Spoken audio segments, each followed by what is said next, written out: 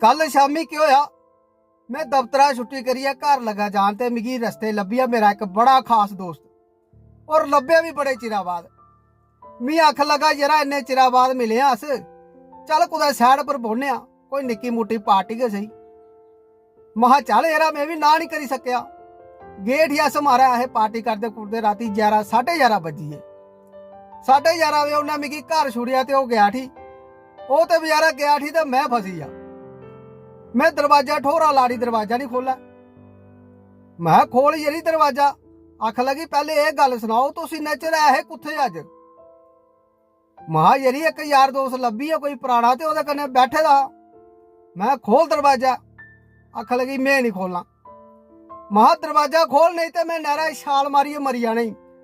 साढ़े घरा कन्नै एक बड़ी डूंगी नहर बगदी। आख लगी जो मर्जी करो मैं दरवाजा नहीं खोलना। महा ठीक है कोई गल नहीं। मैं गया नहरा कोल गया, उत्थे एक बड़ा बड़ा पत्थर पेदा।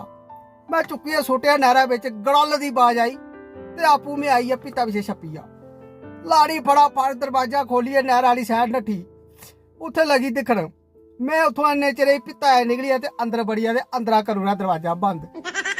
इन्ने लाड़ी आई, वो आख लगी दरवाजा खोलो। महा नहीं खोलना। दरवाजा खोलो। मैं आखा मैं नहीं खोलना ते नहीं खोलना। आख लगी मैं रौला पाइया महला किट्ठा कर लैना, मैं उन्हें सुनाना। मैं तो सुना बुला कर कट्ठा महला ते मैं भी उनके सामने तुगी पुछां तू इन्नी राती अद्धी राती कुत्थों आवा दी?